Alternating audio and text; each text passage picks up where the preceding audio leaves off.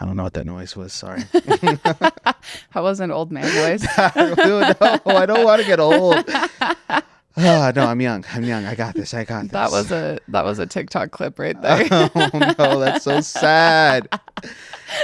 Everybody, welcome to another episode of the Single Parents Podcast. It's the Mimosa episode, the tri-annual Mimosa episode that we haven't done yet. So it's the first tri-annual. There you go. First official Mimosa episode with Anthony and Steph.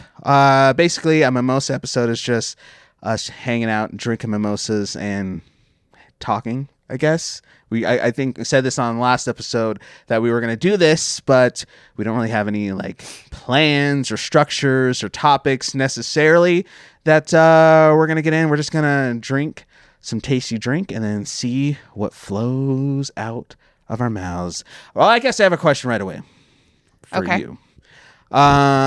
Recently, I guess when this episode comes out a couple of weeks ago, the new Taylor Swift album dropped. I need to get... Okay, this is Steph's review... I need to give you a theme song. Okay, hold on. I got to get into tune. Steph's Review Hour with Steph. This is the segment where Steph reviews stuff while Anthony drinks. So, perfect. You're going to review the new Taylor Swift album. Go ahead. Okay, so lifetime Swiftie here. I love the new album. I personally really like because she released the album and then she released the like basically deluxe version at 2 a.m. that night. Yes. So she released like 31 new songs, which is insane. Oh, I didn't know it was that much. Yeah, it's so many because she released like the Tourted Poets Department and then she released at 2 a.m. on release night. She released the Tourted Poets Department, The Alchemy, which was like a bunch of bonus tracks essentially. And it was like 15 more tracks on top of the 16 that she had already put out. So I'm like, it was crazy. Are they like 16 new songs, different songs? Yeah. So I think there's 16 on the Tourted Poets Department, and then she released an additional 15 on like the sister album essentially. Okay. So so many songs right off the bat, and I think it's been pretty popular across the board. Mm-hmm. Down Bad. Oh, right. You were telling me about that. It's so good. Yeah. I literally cannot stop listening to it. Like, I don't know what she put in that song, but I literally like wake up in the morning and I'm like, gotta play Down Bad. Okay. Of course, there's a couple sad ones, which I am a lover of sad music. I love a sad song. Everyone is always like, do you listen to anything that's not sad? And I'm like, no, because I love sad music. Even if I'm in a good mood, I want to listen to sad music. I just like it. So a couple of the songs, definitely super sad. Definitely kind of like, end of a chapter of like a very long-term relationship she was in, talking about that. And then a couple of like pretty like scathing songs talking about what has been... people are assuming is about her little situationship fling with Maddie Healy. Oh. And they're pretty scandalous. Like, she really goes in. So I feel bad for whoever those songs are about because she really goes in. But they're about me. They're about you. Yeah. All right. Got to put it out there. All those songs were about me. I broke up with her, and that's why she ran to Travis Kelce because she was like, I need a good rebound because Anthony broke my heart. And yeah, like, devastating. Sorry, babe. I'm going to have to let you go. Had to be done. I had to. Had to be done. I had to. She just, she was cool. She just, she was a snore, unfortunately. Yeah, that'll do it. Snored a little too loud for me, so I had not getting good sleep. I had to break up with her. But it's cool that she wrote all that music about me. So that's nice. It must feel good to be like famous. She said some not so nice things about you, but well, that's fair because one of the songs is The Smallest Man Who Ever Lived. So is that really? Oh wow, okay, never mind. Those songs are not about me. She's like, the lyric is like I'll forgive, but I'll forget, but I'll never forgive, or something. And then she says, but can someone give a message to the smallest man who ever lived? Whoa. Oh, she like went in. Jeesh. And she says something about like, you'll never measure up to any measure of a man. Like, she really She was holding back. And you know, like everyone knows, and whether you love her or hate her, she's popular. You're gonna hear her songs. Everyone knows that like she takes, which I think as someone who creates anything, you're gonna take from your life. And especially like as a songwriter, like of course you're going to write about like what's happening to it and what you're feeling, because I think a lot of the inspiration for that comes from your emotions. Yeah. So of course like everyone's like, oh my God, all she does is write about her breakups. And I'm like, well, I mean, that's like a very real, very emotional thing that's happening. So of course she's going to draw inspiration from that. I do love that she's not afraid to be like, hey, you suck, and I'm going to let everyone know that you suck. But fair. I think that's fair. And if you are brave enough to date her and do sucky things to her, then don't be surprised if she writes a song about you. But I love the album. I think it's great. It's giving kind of like Midnight's vibe is kind of like the aesthetic of the album, I would say. And then the sister album is a little bit more like low key, more like Evermore folklore vibes, I think. I'm a big folklore girly. I love the folklore album. That's her best album that she's ever put out, without a doubt. I love Evermore too, but folklore is just like it for me. Love that album. But the new album, Tortured Poets Department, I love it. I give it a very high 5-star rating. 5 I've been listening stars. to it non-stop. Non-stop. 5 stars is up there. I was listening to it when you got here today. I was like, oh, you were? It was playing on my YouTube, and I was just listening to I saw it. your TV was on. Yeah, okay. So that's what I was doing. I was listening to the Tortured Poets Department. So dang. So I really like it. Good. I've heard a couple negative things here and there. There was the one lyric that we discussed last night that people were not super happy about. Controversial lyric. Yeah. So I don't know. As I said last night, I feel like that's something for me to divert to my pals, because that's not my area of decision of whether I think the I don't want to say it was a racist lyric. It's talking about racists. Yeah. It was not a racist lyric. Let me clear the record there. But she says something about like she would, if she could go back in time, she would go to the 1800s minus all the racists. And a lot of people are calling that tone deaf, which I can see. What do you think about it? Like, what's your thoughts on that lyric? I know you haven't heard the song. Yeah, I haven't really heard the song, got the context, but I saw that on Twitter before I like went on TikTok. And well, basically what I did when the album dropped on Wednesday, I was up, and instead of listening to the album, I went down like a rabbit hole of like Twitter mentions about Taylor Swift and seeing people's reactions and stuff. Yeah, because a lot of people just like love to hate regardless. They really do love to hate her. So they were talking trash and saying all this stuff and comparing her to like other artists and stuff like that. So anyways, going down that rabbit hole, when I was kind of lurking around Twitter, I saw somebody had put that lyric up, and I guess I didn't really like think much about it as far as like it being controversial, because like it's always funny, like I'll listen to like other podcasts and stuff, and when they're just goofing, just talking about random stuff, and one of the random stuff they'll talk about is like, if you could go back to any time, what would you go back? And so there would always be like a black person or person of color on the podcast, and they'd be like, "Oh, I really couldn't go back to any time past like maybe like the recent future, pretty like, recent." And so it's recent always like a funny thing. So that's kind of how I kind of like took it, but you're right, not a lot. That's like, kind of how I took it too, and I think like I said, it's not my space to speak on it. If I like. And I guess I can speak on like if I found it tone deaf or not.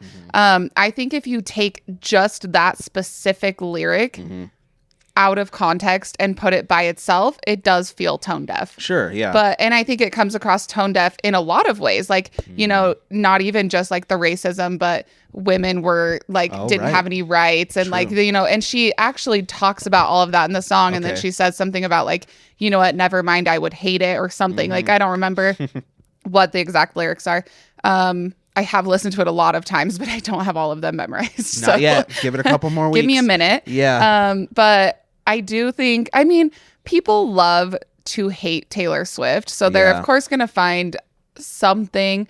And I don't think anyone's wrong for feeling any type of way about that lyric. Even when I heard it, I was kind of like, you know, and it wasn't like, oh my God, like, why would you say that? But I was kind of like, I probably wouldn't have said it, but I don't know. I think it's a little controversial. It's getting a little bit of attention, but maybe everyone can tell us what they think about is it tone deaf? Do you think that it was taken out of context, or do you think that it truly was really tone deaf and maybe in bad taste? Boom. I don't know.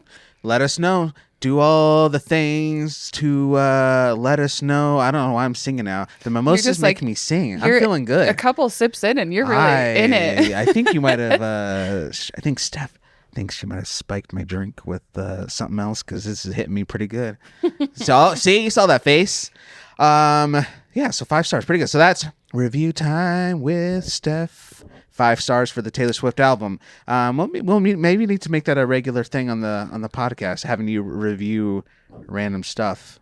Like you had a quesadilla earlier. Quick review. I did. 5 out of 5 stars for the quesadilla you had. 5 out of 5 stars for my friends for bringing me a chicken quesadilla this morning when I was hungover. So they called me and they said, "What do you want to eat?" And I said, "I don't know." They were like, "Well, do you want a chicken quesadilla?" And I was like, "Of course I do." And they literally drove up, like DoorDash, dropped it off.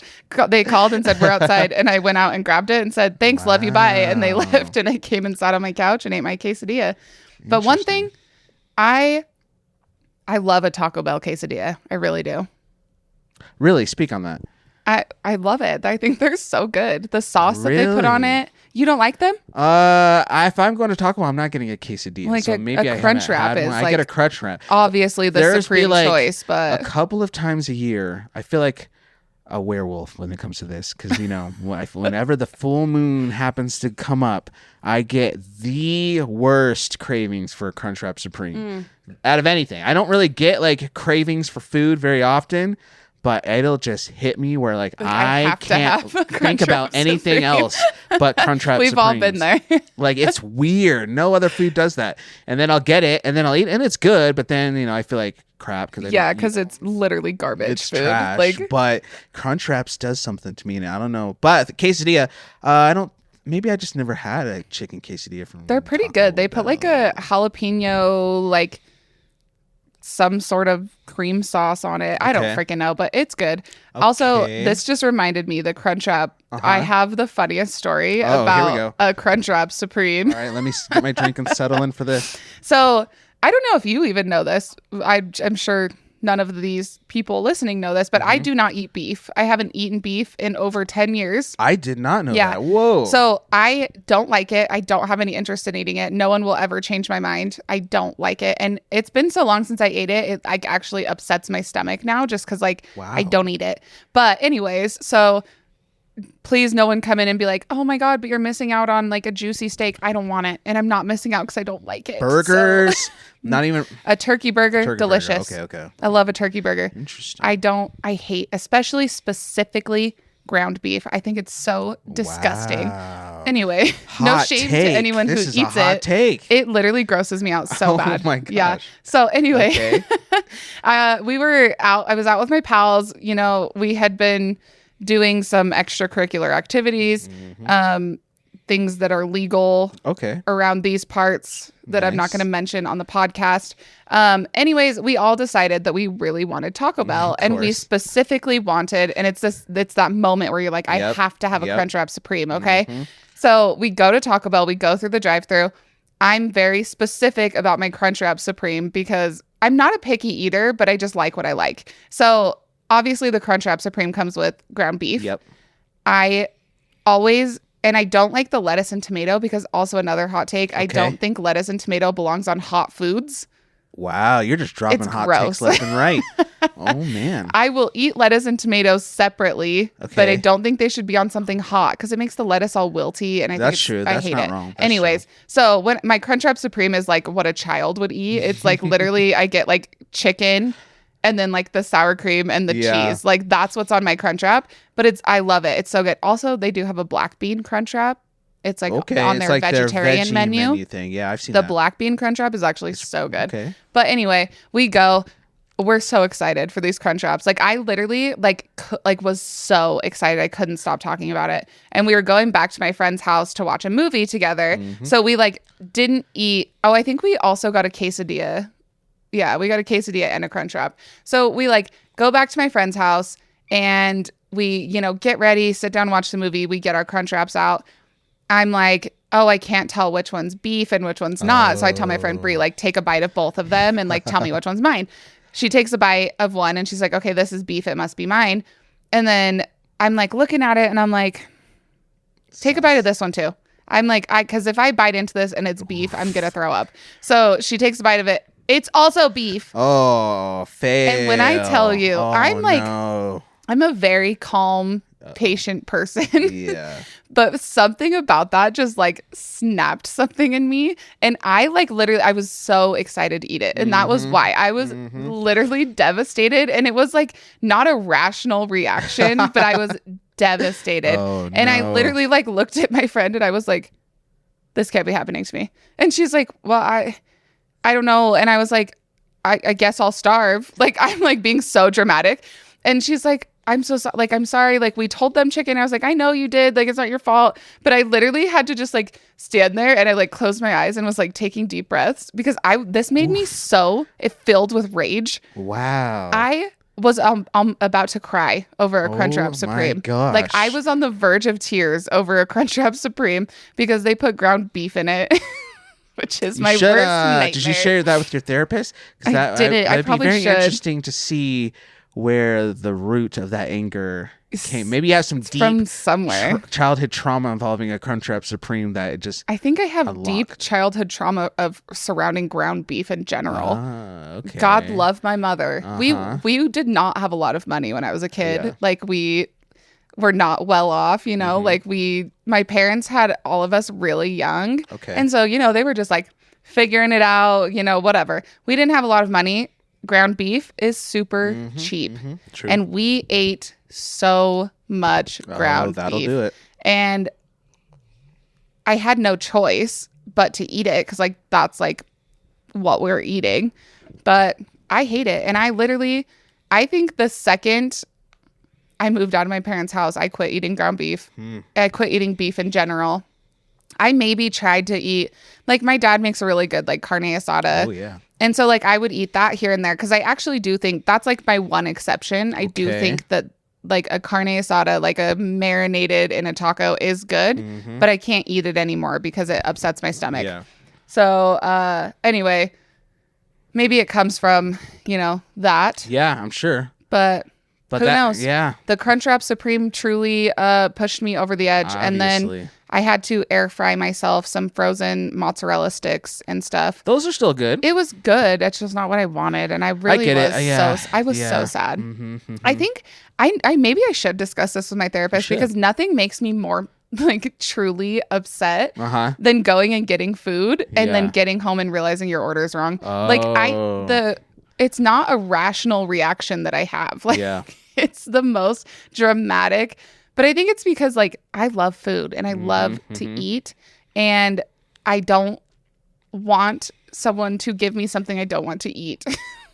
Especially if you already paid for it. Yes. That would piss me off. I really do think though, like maybe my reactions to that are like a little bit dramatic. But like I said, there could be a reson. You gotta do a deep dive. I need to deep dive into this. You gotta do a deep dive. I have some sort of food related trauma. Obviously. But to be super honest, the whole time you were sharing that story, I was thinking of a business idea. It's like DoorDash, but it's your friends. And so like the service pays your friends, not strangers, but your friends to bring you food. So like you get a little So then you know snack, the person who's bringing you your food. and then you get a little love. You get to say hi to your pals. Like you get to say hi, and the conditions is like they can't like come into your house for 3 hours and take up your day. They can just pull up and be like, "Hi, friend," and then here's your food. I hope you have a good day. What happened to me this morning? Yeah, and it's just it's I think it's $1 billion idea. I think that is just called friendship, though.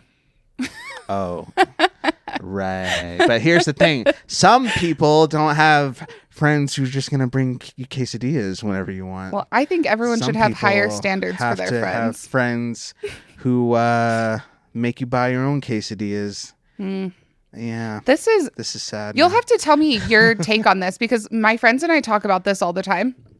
And it's not about quesadillas, but we don't talk about quesadillas all the time. Maybe more than what, you don't? I thought every friend group had like fairly hour-long often, but quesadilla sessions. What are your thoughts? Okay, so when we're out doing stuff as a group, we all just will like pay for stuff, and we never like expect anyone to pay us back. Like we don't do I paid for dinner, you Venmo me. Like we never do that because we literally like, if we're all out to dinner and I'm like, I know Bree paid for dinner last time, I'm going to get it tonight. Or if we go out to dinner and Bree pays and then we go out for drinks, I'm going to pay for drinks. And it's never like it's never an expectation for anyone else to ever pay for you. Right. But we just like in our friend group will literally just like take turns picking up the tab. And we genuinely don't care if it evens out perfectly. And if like I have never been like, there's only been a couple of times like if we've gotten like a really expensive dinner and one person pays, like we might be like, oh, you know what, like that was a lot, we're gonna Venmo you our portions. But I think in our entire friendship that's maybe happened like 2 or 3 times. So what do you do that with your friends? Yeah, I'm the same way with my friends. We'll like, I guess we have like an unspoken rule because we just kind of do it. Like we just like take turns. Like usually that happens when we're out like getting drinks. And so like I'll just like usually go get our drinks and then I'll pay and then he'll go or whoever will go get it, he'll pay, and then we if we want more we just keep doing that. Like, but we're not like keeping track, we're not keeping score. Just because I just feel like I feel like that's so weird. It's just weird. But you know, you meet people like that who are like, I don't think that this girl will ever hear this podcast, hopefully. So, and I don't even remember her name, so it doesn't even matter. Right. But when I went to Utah for my friend's 30th birthday, a bunch of her friends that like I didn't know, which is actually my nightmare scenario. But you were hanging out with a bunch of people you didn't know? Yeah. So the only one I knew was my best friend. And then she's actually my best friend's cousin. And that's how like her and I became friends. So the only ones that I knew at this whole thing was my best friend and her cousin whose birthday it was. And she lives in Utah. So all of like, she invited like a bunch of her friends from work and her coworkers and just like her pals.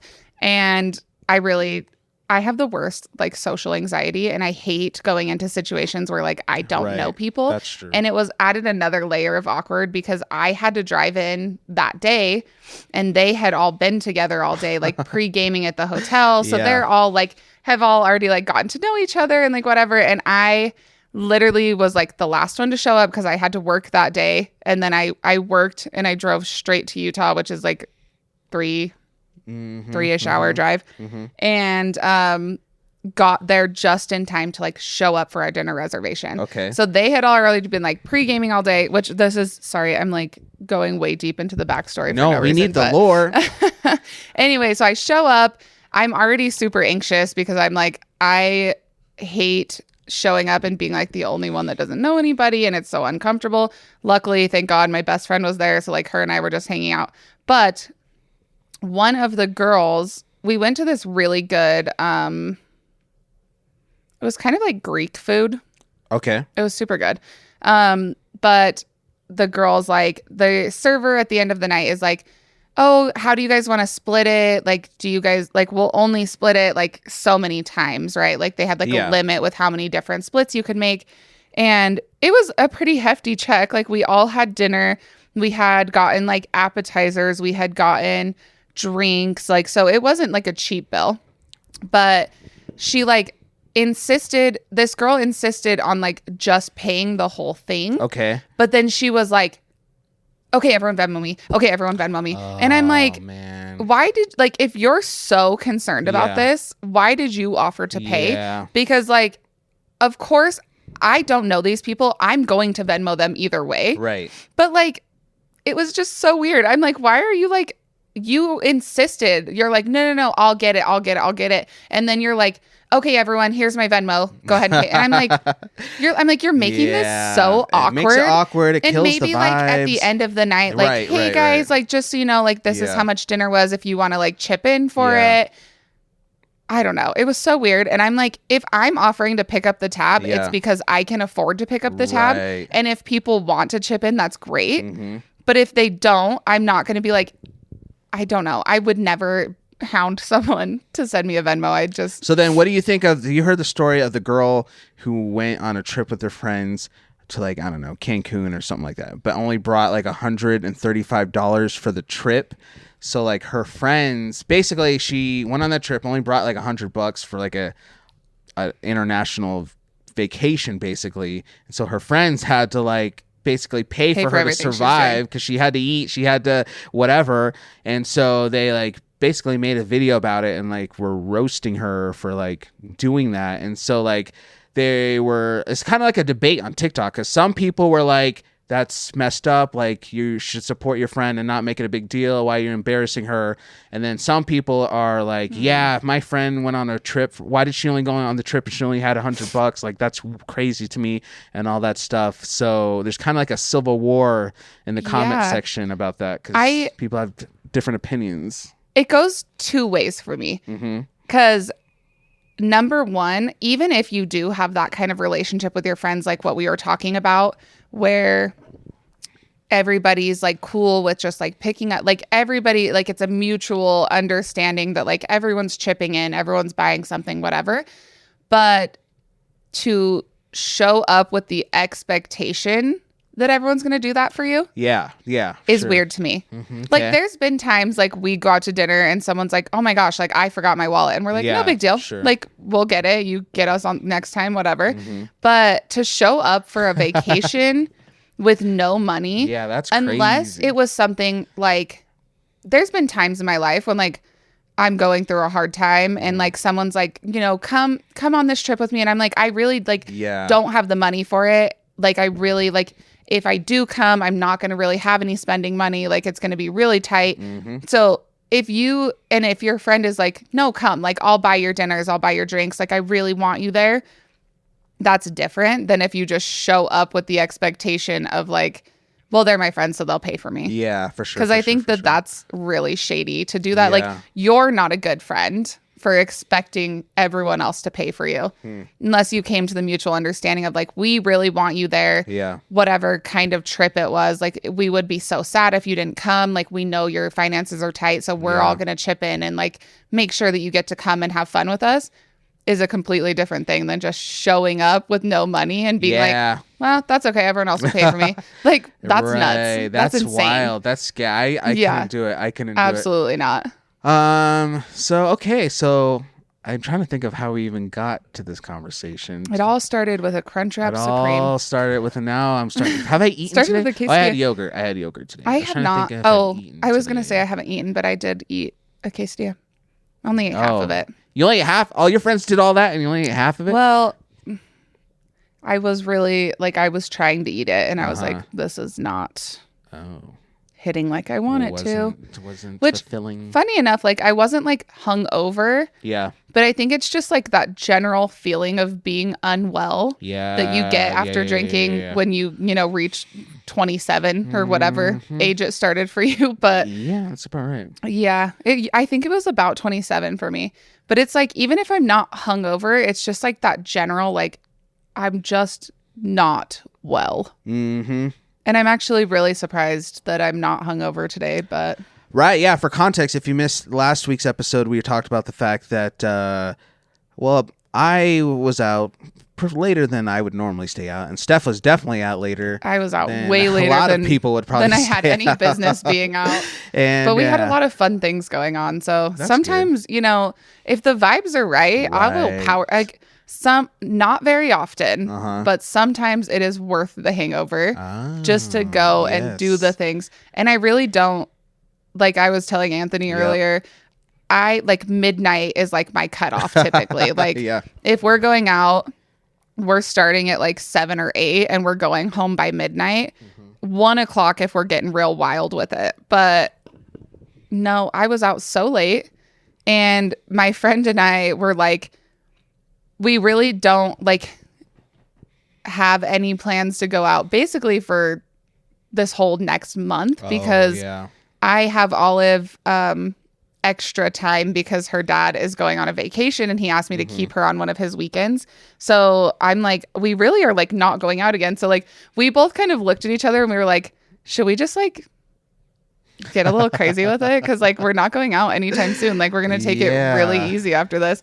So we really did. And we did both kind of like quit drinking towards the end of the night. That's good. Yeah. Because when I left, we left your work, the bar, at the same time, and I was just. What time even was that? It was like midnight. I think. I was thinking around midnight. And then I was like, okay, so you just like going home or like you going out? And you were just like, I don't know. And I was like, well, I guess she'll see where the wind takes her. I don't know. We're gonna see what happens. And then we went back to the little. Our friend that's a tattoo artist. They were doing a barbecue and doing like. Special tattoo prices, like it was like a whole event, and it was supposed to end at midnight, but it looked like they were still there, so we went back down there, and then that's where it all kind of just spiraled out of control. Not really out of control, it wasn't that crazy, but we stayed there the whole time while they like closed everything up, and then we went with all of the tattoo artists. Nice. All of them, and then just like me and Bree just hanging out, went down to all the bars, went bar hopping a little bit, but it was a lot of fun. It's so funny listening to us talk because there's, I don't know, younger people would listen to this, but younger people who would be like, okay, and like, how is that a story? I do that every midnight. Yeah, like I do that literally, like that's a Tuesday night for me, and like for us, it's like I stayed out at past midnight. Oh my gosh, yeah, like so old. Just wait, if you are one of those people, just wait until it hits you the first. Like when you get your first real hangover, it changes everything. Oh my gosh, I hate it. It really does, and like the deep aggressive level of tired that I'll be for like days afterwards. Yeah, definitely. Oh my gosh. Like that's what I'm like. Sometimes I'm like, it's just not worth it. Last night was fun. It was like a once in a while kind of thing and it was worth it. I had a blast, but it will not be happening again anytime soon. Well, I was trying to think the whole time how to transition into this because last episode you teased some interesting thoughts about AI. And so we're going to I'm just going to pivot over from all of that to, well, I'm trying to think of a name for this segment. It's Steph's Thoughts. No, that's not very. Steph's putting on her tinfoil hat. I was trying to think of something with like good alliteration. Tinfoil hat. All right, tinfoil hat time with Steph. all right. But I want to follow up because I don't want to piss off the viewer who was like, I'm only listening to this episode because last week you guys said that's Steph true. was going to share her thoughts. That's how tired I am from going out. I already forgot that we had that conversation. Oof. So, but I do know. Now you know. I know, and you're about to know. All right, give us your perspective. Okay, I think number one, like we were talking about this off camera, but the amount of people who are seeing this like AI art or stuff like that like genuinely believe it's real and somehow can't tell that it's AI generated is so scary because think about, and honestly, I'm not going to get too crazy with it. I love a conspiracy theory. Like I love conspiracy theories, but I'm not going to get too crazy about it because I don't want people to think I'm insane, but I am. But so my thing is, if you think about like one of the first things that they did with AI was like the deep fakes. Oh yeah. And if you don't know what a deep fake is, it's where they can use AI to put like someone's likeness on top of someone else's body,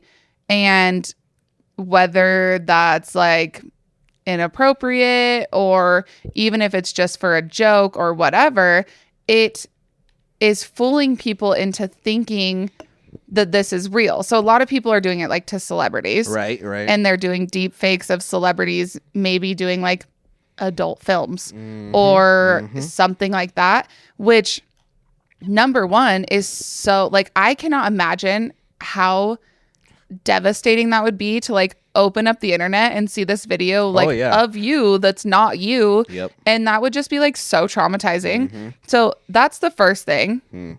Deep fakes are so scary. And I just think like the more like that they're continuing this technology and perfecting it, the harder and harder it's going to be to figure out like what's real and what's not. Right now, I mean, the technology is like new. So you can, I mean, most rational people can see an AI image and be like, yeah, that's AI. The hands always look weird or like, six fingers or something. Yeah. But it's like, I feel like, and this is where my tinfoil hat comes on. It's weird how all of the sudden it was just so aggressively integrated into every single social media platform, like immediately. And you think like it's innocent, right? Like you have like your AI like generated like filters on TikTok, but I'm like, now we have like an AI Snapchat that you can like talk to as if it's a person. Yeah. That's scary and creepy. And I don't want to talk to a robot like it's a person. And it's just like, I think what it comes down to for me, and the reason I think AI is so scary is because at some point they're going to continue getting better and better with this technology to where it is not, you cannot determine if something that you're seeing is real or not. Yeah. And that is a scary thought. That would be scary. Like, most people right now, you can look at an image and be like, oh yeah, that's not real. There's no need to like get worried about it. But at what point has it gone too far and it starts being used to weaponized? I mean, I guess there's no other way to put it. Like weaponized in the aspect of like getting people to believe things that maybe aren't true, and that, I mean, it's already happening. Like we talked about, the boomers on Facebook can't tell when a picture's fake. Never. So it's just like, I think the whole thing is so sketchy. Yeah. And I really, really wish that it didn't exist. I agree. I think it's inevitable. Yeah. Something's going to happen where AI something is going to come out and it's going to like either ruin somebody's life, like legit ruin someone's life, or it's going to be used in like a scary fake news type way to get a lot of people to believe something that's not true, but it's going to either start panic or people, or like let's see, there's been times already where, like you said, like famous people or people with some sort of following have like a deep fake thing come out where it's not them, but people don't fact check things. People just scroll, they see something, or they form an opinion, and they write about it. And so they have to come out and be like, guys, like that's not me. Like I have no idea what's going on. But unfortunately, what happens is when people get that opinion, form it, and they move on, they're not always coming back to hear the truth come out. Like, to, that wasn't real. And to find out. So they're now, as far as they know, like if it's something like wild, like an adult video from this person, it wasn't them. Now in their head, they form this opinion about this person, and it can ruin their life, because especially if you're in the public eye like that, it can affect like sponsors and stuff like that. It doesn't take much to ruin someone's reputation. And I think that that's like so scary to think about, because if someone like had a vendetta against you or whatever for some reason, like it would be, I mean, you can just go online and like make this stuff, and it's so scary. And also another reason I hate AI is because basically the whole system steals artwork from from real people. That is true. To teach its system and build its algorithm. And so literally AI is stealing the creative process from humans. Yeah. And then businesses are like using it to like create their logos. And now anybody who's like does like marketing or like whatever, and that's their job, is now getting taken over. And it's so weird. And you'll see all the time now. I don't know if you pay attention to it. I don't know if your tinfoil hat is on all the time like mine, but you see like, oh, this video's commentary was generated by AI or like it. And I'm like, so now we're already in this whole like financial crisis as a country. And like, there's, inflation and all this crazy stuff's happening. And now we're like taking more and more jobs away from people, jobs specifically that people have like gone to college for or gotten a degree and spent a lot of money and like spent a lot of time learning this skill set that's now just being like taken and fed into a computer system, and it's cheaper because you're not paying anyone an hourly wage. All you're doing is paying one person to run the AI software, and then the rich get richer, the poor get poorer, and it just keeps going that way continuously forever. I was listening to something maybe yesterday, but this guy, he's like a super smart like science guy, and so people will just ask him random stuff, and somebody asked, John Green? No. He's cool too. This is a different guy though. Somebody asked, what is your thoughts on AI, blah blah blah, and he was just like, well, no, that's not what he asked. They asked, how do you think the world's gonna end, or how do you think humanity will end, or something like that. They were like, do you think it'll be from the sun dying out or whatever? And he was like, well, I think humanity that we know it is going to end from the fact that AI is going to get so advanced that eventually it's going to see us as fleshy, meaty humans as like redundant and unnecessary, because everything that we can do, AI could do in like a split second, instantly, without worrying about getting sick, without getting tired, without your body. So he's basically like, I could see it where eventually, like, maybe they won't wipe us out, but like we'll be seen as like zoo animals almost, of like, look at them, they have flesh and bones, like that's so primitive. They're so and stuff slow, like that. It takes them he was being serious. He wasn't like trolling. He was just like, I think that's what's gonna happen. Is that? And I think that's like far distant future, Yeah. but still, it's like and I think we specifically are in such a unique generation because we literally grew up and have like throughout our life watched technology just like skyrocket. Right. Like literally when we were kids, my parents had like, when I was little, my parents had no cell phone. Yeah. And then their first cell phone was like one of those big Nokia brick phones, right? And then even think about like your first cell phone. Right. Yeah. Compared to like the actual computer that we carry around every single day that can do literally anything we want, which is so convenient and so nice, but it's insane like watching it happen in real time, because we went from, like a big honking computer that you couldn't talk on the phone if the internet was running, and like and like that. I think our generation specifically had such a unique experience with technology because we have actually watched this happen over our lifetimes, and now we're watching like the next step happen. And I think this is the first time, and maybe it's just because I'm old enough now to like realize what I'm watching happen, whereas like when I was a teenager, it's like, yeah, obviously I want the new iPhone and that's so cool. And like, I'm not really thinking about like, wow, that's crazy. In the past 4 years, phones have changed from flip phones to iPhones. And like, that's crazy. But I think this is the first time maybe that I'm old enough and like actively paying attention enough that I'm like, we're watching this happen in real time. And I think like, I don't know, it's scary. I don't know. I think AI is scary and they should get rid of it. Shut it down. Shut it down. You know what's funny? Dump him.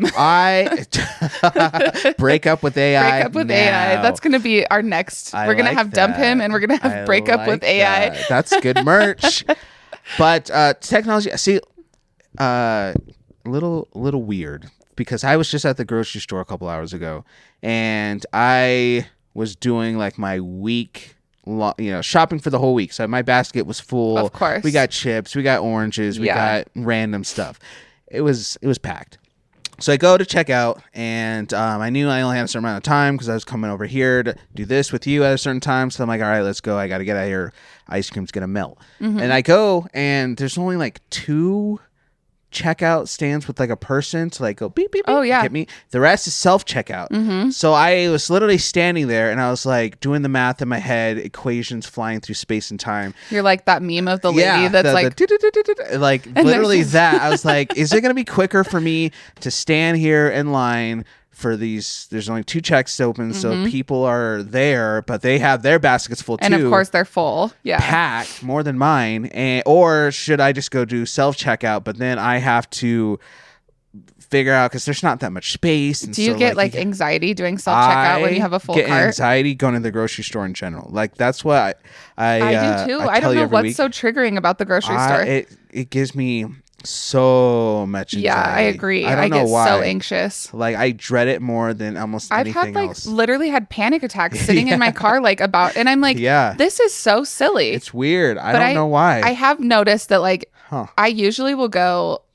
I talk to my aunt that lives in Vegas. I talk to her on the phone almost every single day after work. Okay. So I try to go to the store at the time that like I know she's going to call me after work. Because if I'm on the phone with her, I'm like distracted. Okay. So it's not too bad.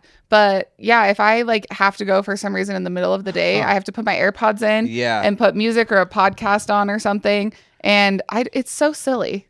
It's weird. But it's like a universal experience. I feel like people with anxiety, almost every single person I know that has anxiety is triggered by the grocery store. The grocery store. I bet there's like a correlation between people who get anxiety by going to the store and people who get anxiety when they have to like make a phone call or receive a phone call, like the Venn diagram. I bet they overlap because I have the same feeling I do going to the grocery store when I know I have to like call somebody. Oh, really? Mm-hmm. I don't have the phone call anxiety. But I think it's because I'm a yapper. Like I talk on the phone all the time. And I think it's because like that's just how I grew up. Like every single woman in my family, we love to talk. We love it. We are always talking. We never shut up.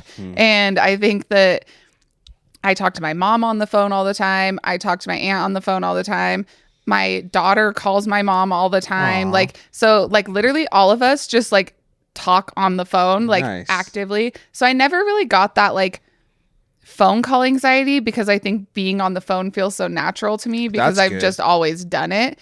And it's funny, like me being like, I have like social anxiety and I have all this stuff and I'm the friend that like will make the calls. Like I'm the one that can step up like at work.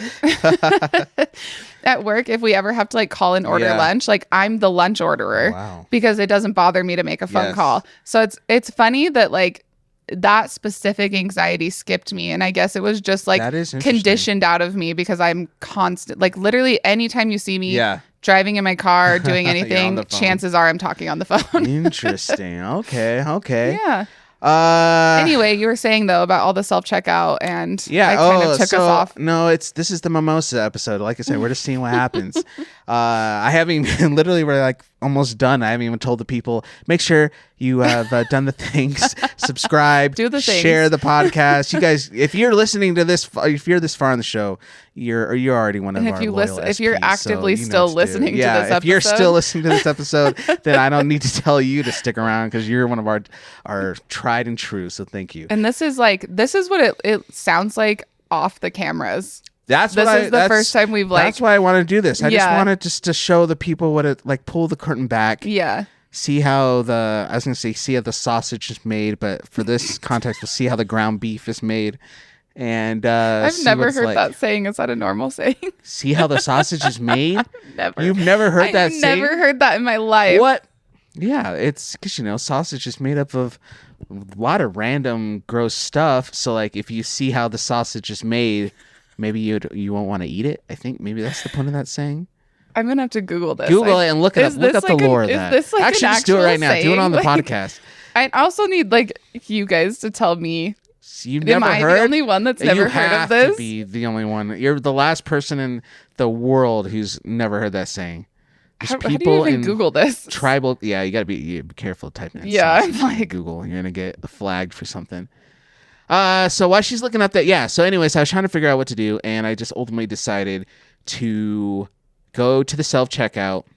But then I feel anxiety at the self-checkout because I feel like they're watching me like the FBI to make sure I actually scan everything so I don't like accidentally steal something. And I'm just like, well, if you're so worried about that, like open more checkers so like you don't have to worry and they can scan my stuff if you're... Anyways, but then my kids did call me. So you're right. My kids called me while I was doing that, and it helped a lot actually. Because then I kind of stopped thinking about it. So I mentioned earlier, my aunt lives in Vegas, and we both are like avid Albertsons shoppers. So shout out Albertsons. Not a sponsor, but they should sponsor if you'd like. Albertsons, I spend a lot of money at your store, so sponsor us.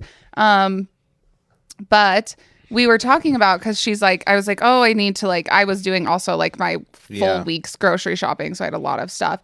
And I was like, oh, I need to like go get in line. And she's like, oh, are you like not going to just use self-checkout? And I was like, well, no, I like have a lot of stuff. And she's like, oh, well, she's like, at my Albertsons, like it's pretty much all self-checkout. Wow. So it was kind of like that situation where you have like one or two, but she was like, I mean, on standard, even if you have a full cart, everyone, I don't know, there was a spooky sound. I heard a spooky sound. It is a little windy outside. It's actually probably good. Yeah, maybe we moved in. Maybe but, we did. But yeah, she was like, on standard, I mean, everyone does self-checkout because like our Albertsons has like 4 self-checkouts because we're small town.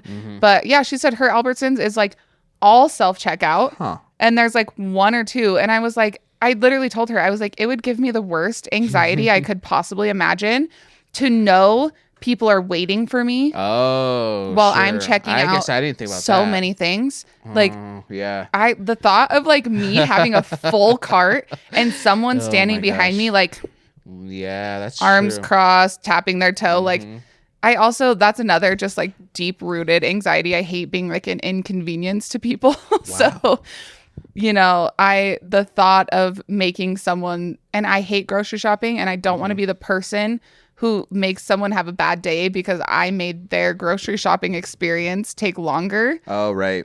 I guess in the wise words of Taylor Swift, a pathological people pleaser.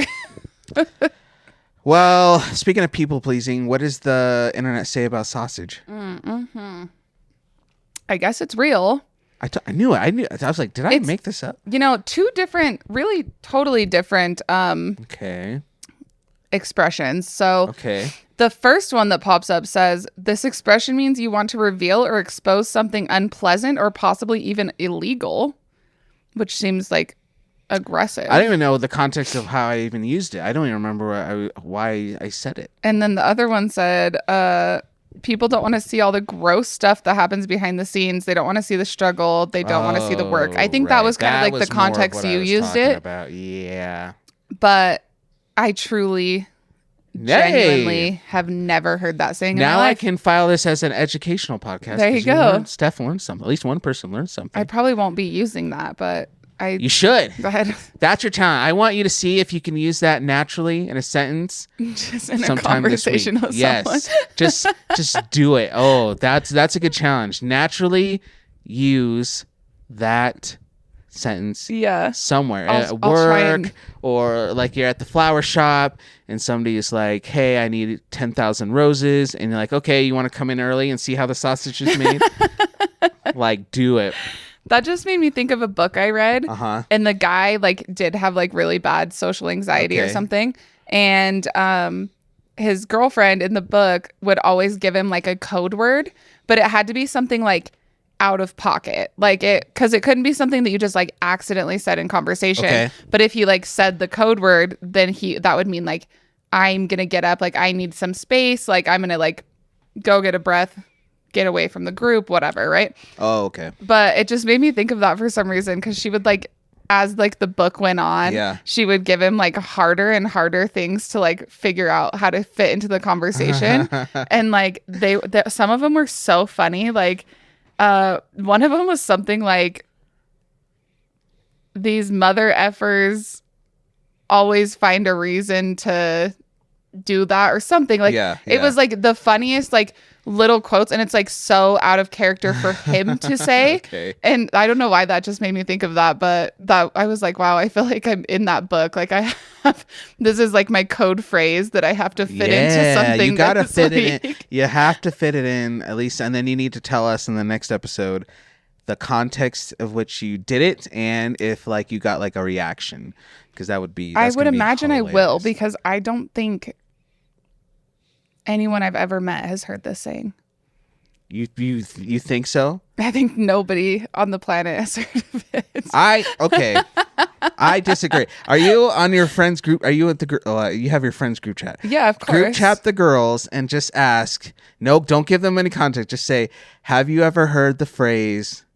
Wait, how does it go? I don't think there's anything better on this planet than a girls trio group chat. See, it must be that, because I hate group chats in general. maybe because I'm not in a good one. Maybe. Because I hate having my phone blow up for stuff that is something like every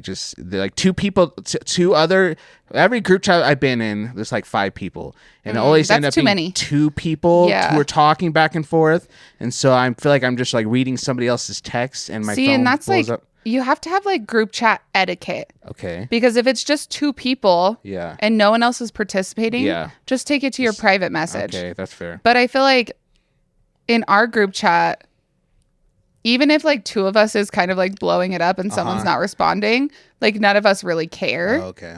But is it see how the sausage is made? That's the saying? Wait, what is the saying now? As I was typing it out, I was like, that feels wrong. Do you want to see how the sausage? Wait, this sounds dirty. It does sound. That's why I laughed so hard when you said it. I was like, what? Wait, go back to Google, and I think that's what you said. See how the sausage is made. Do you want to see how the sausage? I'm pretty sure that's what you said. I think that's the saying. Now I feel my whole life is a lie. I mean, it's on Google. There's multiple different answers, so it's not. You didn't make it up. I heard it somewhere. But I've just genuinely never heard that once in my life. Okay. So make sure that's it. Send in the group chat, and then we won't end this episode until we get see how the we got to get a made. reply from the group chat. Okay. Okay. Sent. Okay. All I said was, have you guys heard the saying, see how the sausage is made? Okay. All right. Hopefully they're not like napping or something. Hopefully we get a response before the end of the... Yeah. You know what is a fun topic we've been talking a lot about? And maybe I like have strong feelings about this topic too. Okay. Strong feelings about a lot of things. Obviously. Do you know what a hear me out is? Yeah, like a person or a celebrity or something that like traditionally isn't like the most sexy thing in the world. Yeah. But you find it? Yeah. Yeah. So we've been talking a lot about this because nothing enrages the 3 of us more than when someone says someone's a hear me out when they're very obviously not a hear me out. I hear what you're saying. Like, have you ever watched New Girl? Of course, yes. Nick Miller. Of course. He's not a hear me out. No. He's not a hear me out. I mean, oh my gosh. Look at him. We all love him. Nick Miller. He's not a hear me out. No. A girl we know posted like on, I don't remember if it was like Instagram or Snapchat or whatever, but she posted like a picture of him and was like, oh, like, yeah, this is definitely my hear me out. And we literally, all 3 of us were like, no, that's not a hear me out. Like, sorry. Like, you got to take this seriously. A hear me out is like a cartoon character. Yeah. You know, like, it's like one of those things where it's like, this is weird that I feel this way. Yes. But hear me out. Or like a New Girl, there's like a homeless guy who hangs out in front of their apartment. Yes, Dave. Trying to think of his name. That's a hear me out, but not Nick. No, Nick can get it. Nick's sexy Dave would be a hear me out. Yes, he's not my hear me out. Well, but who is he yours? could be somebody's hear me out. Well, okay, so we also had this conversation today because I asked my friends if they thought Post Malone was a hear me out. And we came to the consensus that he is. I agree. And I think I go back and forth with Post Malone because there will be like photo shoots he does or like certain stuff that I'm like, okay. Maybe. Okay. And specifically, I thought about this because he released his music video with Taylor Swift for their song that they collabed on. And I was watching the music video and I was like, interesting. So that's what I determined today as I guess Post Malone might be my hear me out. I think mine might be Peppa Pig's mom. Peppa Pig's mom has always done something for me. She's a baddie. I don't know why. You know who else is my hear me out? In Mulan. Oh.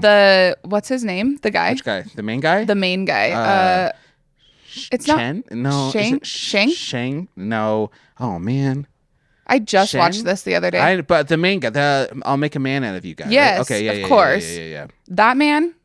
Oh yeah. Is my hear me out. As far as like cartoon characters go. Okay. I can get on that, and we stan him because he is very progressive, open-minded, because he didn't know Mulan was a girl till the end, and you could tell he was checking her out and his boy when she was acting like a boy. Right. He was digging her. He was falling for her while she was. And we love to see that. While he thought she was a man. Yeah, he didn't care. He just love is love. He had his moment where he was like kind of a douche about it when he found out she was a woman, which maybe says something. Interesting. About him. He was very unhappy that she was a woman. Yeah, maybe. I've never really thought about this. Thought about that. That's deep. Interesting. Huh. No, I can't think about anything else. Do I have any more? I'm trying to think if I have any more hear me outs. I have a hard time with hear me outs. I really, it took me, we've been having this conversation for probably weeks. I don't know why. We like get stuck on a topic and we just constantly talk about it. But yeah, it took me a while. And I was watching that Post Malone video this morning and I was like, I don't even know if Post Malone could technically be considered a hear me out. Could go either way. Because I think anyone who has like edits made of them on TikTok. Yeah. That's not a hear me out because obviously enough people find them attractive. That's a good point. That they made edits like of this person. I don't know. Interesting. I don't really know who my hear me out is. I guess it's Post Malone, but I think that's like a soft hear me out. Yeah, that's on the line. That's tiptoeing across the line a little bit. Yeah. Yeah, I'll take Peppa Pig's mom. That's so funny. I like it. Yes. It's the funniest hear me out I've ever heard. Because she is, again, I like just like open-minded people because she's into body positivity because Daddy Pig, he's a bigger boy.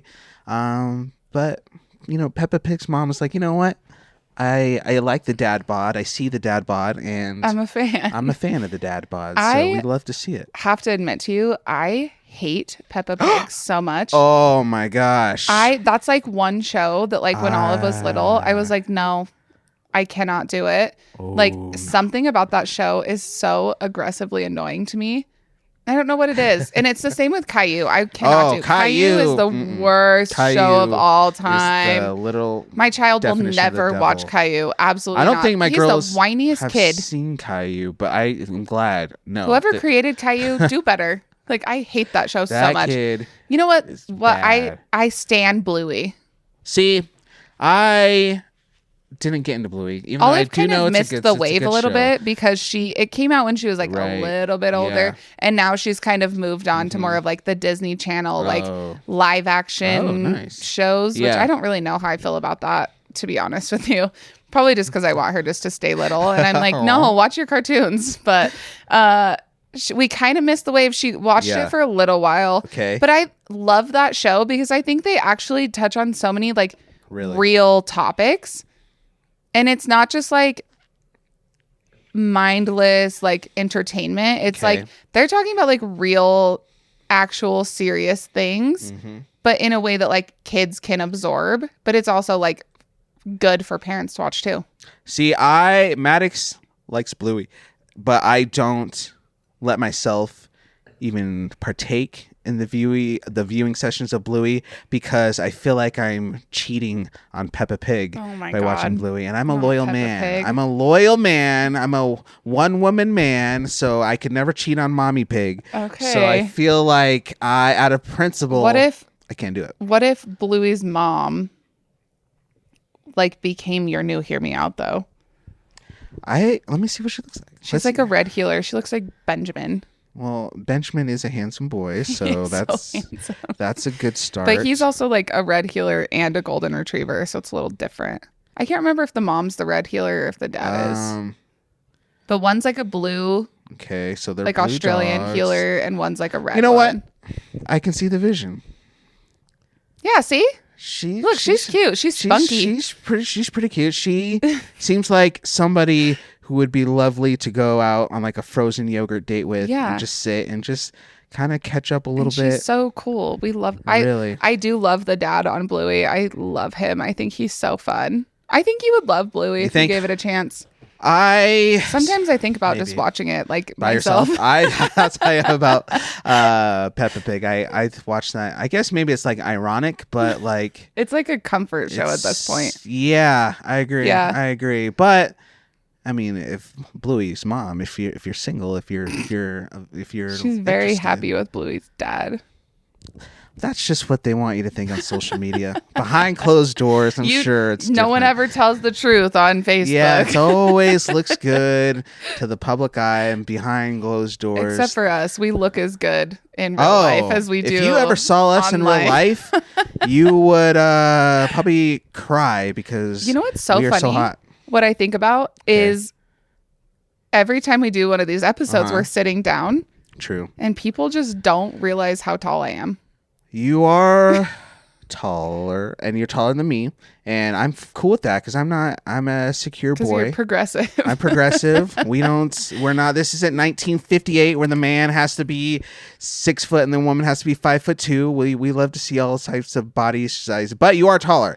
And so I am so tall. And I always think about like when people meet me for the first time and they're like, wow, you're so tall. And I'm like, well, yeah, like I always have been. Like the whole time you knew me, I've been tall. But I don't know why. I was just thinking about like people, every time we do an episode, we're sitting down. That's true. Yeah. So they would never know. You guys would never know. They would never know that I'm so tall. We'll have to do like a standing episode one day. Just for a minute. Just for a sec, just so you can get the full perspective. So you guys can really understand. Do people ask you if you like played basketball and stuff? Oh my God, constantly. Yeah. Oh, did you play basketball in high school? And I'm like, no. Also, I'm not like, for a girl, I'm tall. Yeah. But like in a normal, just like human aspect, I'm not that tall. Yeah. Like I'm 5'10", which for a woman is tall. Like I don't know an aggressive amount of women who are as tall as me. But like in a normal aspect, that's 5'10" is not even like basketball star tall. That's true. So I'm like, I don't know why every single time people see how tall I am, they're like, oh, you must have been so good at sports. You must have played basketball. And I'm like, first of all, I was a cheerleader and a dancer.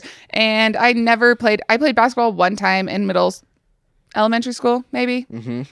I did not make one single basket the entire season. The whole season? Not one. Oh my gosh. And my parents, God love them, they showed up to every single game to watch me just perform horribly. Like, wow. We were talking about this, I think, off camera, but they're probably thinking, you know what? One day Steph's going to be a billionaire actually, and all of these pointless games will be worth it when she can send us money and send us when on I make trips. it big. Yeah. And I mean, I was short back then. Maybe if I gave it a chance again, like once I got taller, because I didn't get tall till high school. Oh, really? So you had like a growth spurt? Like Olive is like tall already. She is, yeah. But like honestly, it was the most insane thing. I think in like 8th grade, I was like 5'3". Oh, okay. And then I think freshman year I was like 5'5", and then the summer of my freshman year when I came back my sophomore year, I came back and was 5'10". Whoa. So like I grew so much that year, and I literally came back to school and people that like hadn't seen me, like obviously my friends had seen me and stuff, but like people that hadn't seen me since school got out were like, holy shit. And I'm like, have you seen the movie on Netflix, Tall Girl and Tall Girl 2? I haven't watched it. You haven't? No. You know what? I'm trying to think if she's hear me out. Well, hold on. I think she's in high school. Never mind. I just said that. How old is she in real life, though? Okay. Well, see, so is it weird if you're into somebody this all the time? If a character is young, but the actor is not, is that weird? Is that inappropriate? That's what I always wonder, too, because I think I was thinking about this when I was watching Euphoria, because Jacob Elordi is obviously gorgeous. Yeah. He is so hot. But when I was watching Euphoria, he was in one of those Netflix movies. It was called Kissing Booth. Yes. Yeah, which I think he was kind of young when he was in that one. Probably. But when he was in Euphoria, like I'm pretty sure he's the same age as me, or like right around the same age as me. Oh, okay. Okay, let's see. Ava Michelle, she's 22. Okay, I mean younger. Oh my gosh. She was born in 2002. Isn't that insane? I just thought about.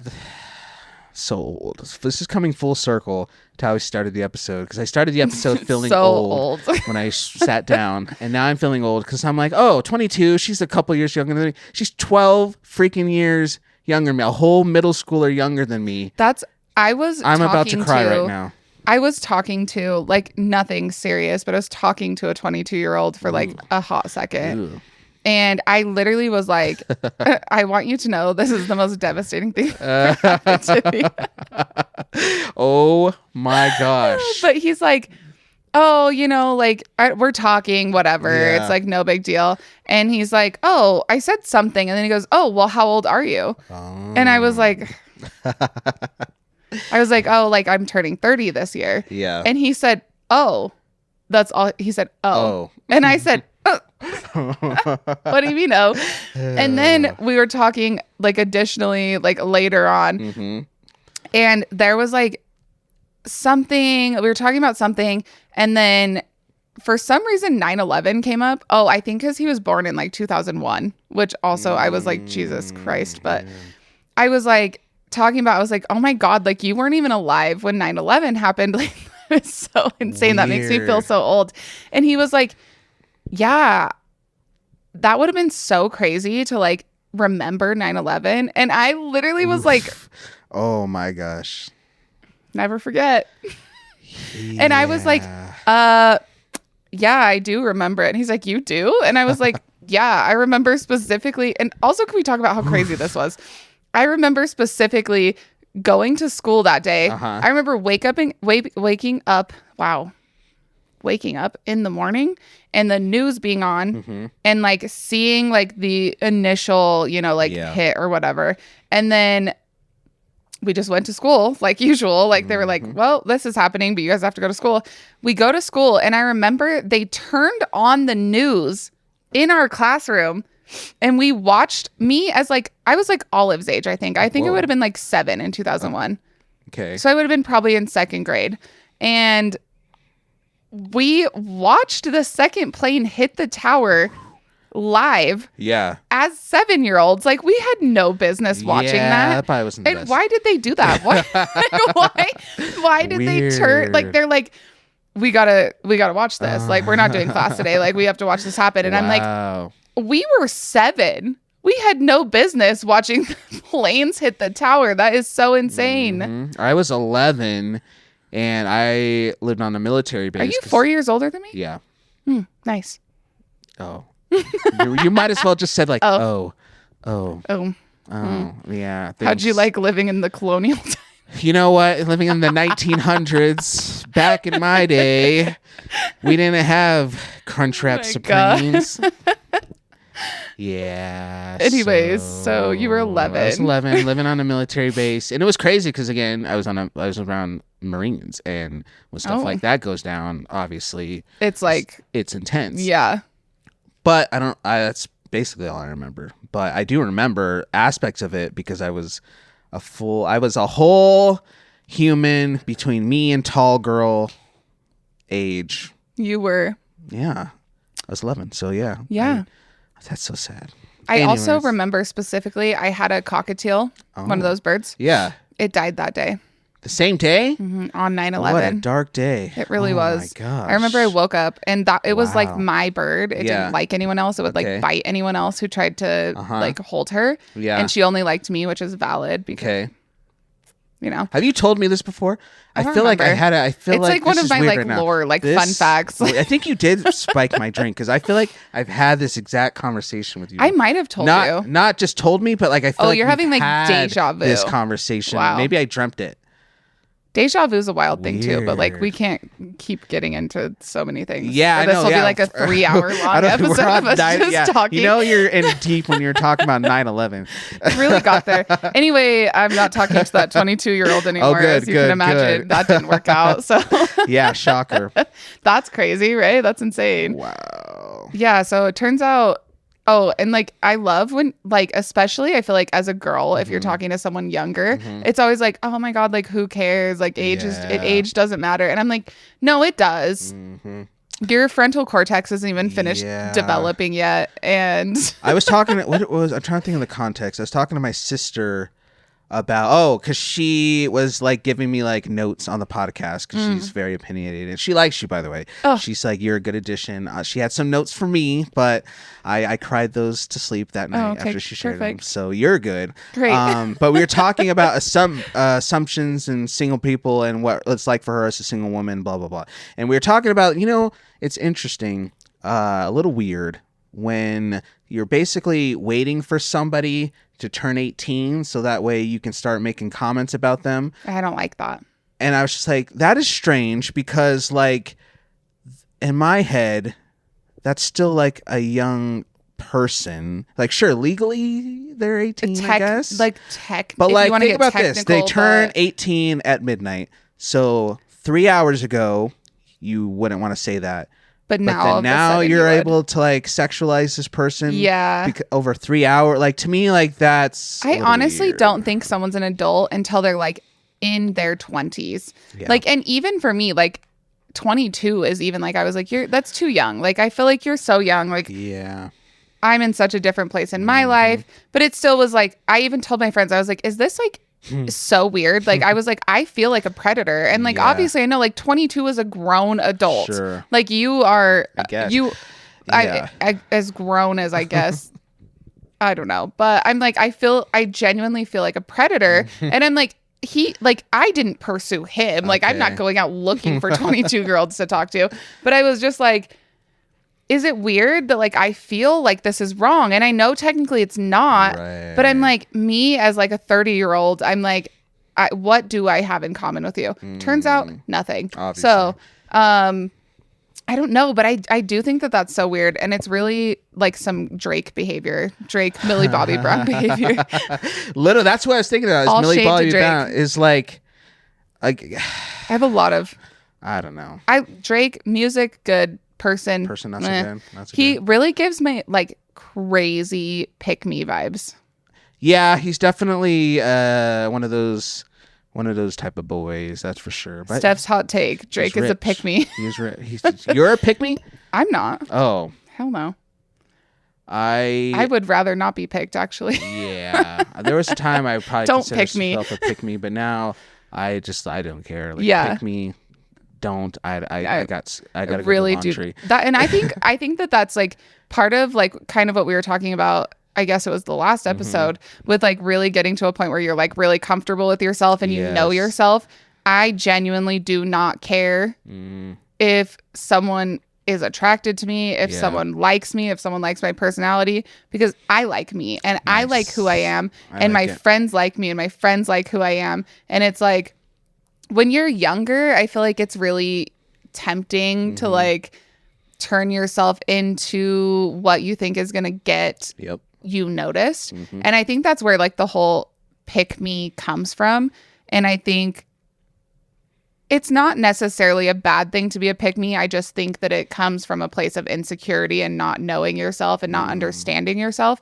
But I still am going to always hate on a pick me because figure yourself out. Nice. Have more respect for yourself. And stop caring so much if other people want to pick you or not. Boom. Pick yourself. Pick yourself. There you go. There's another piece of merch. Did your friends reply about the sausage? Yeah, everybody's waiting on the edge of their seats for sausage. I forgot to tell you because I didn't get the answer I wanted. What do you mean? Kelsey said yes. Kelsey? Brianna didn't respond, so she's probably asleep. But Kelsey is... Tell her, type this exact message out right now. Okay. Say, thank you for responding, period.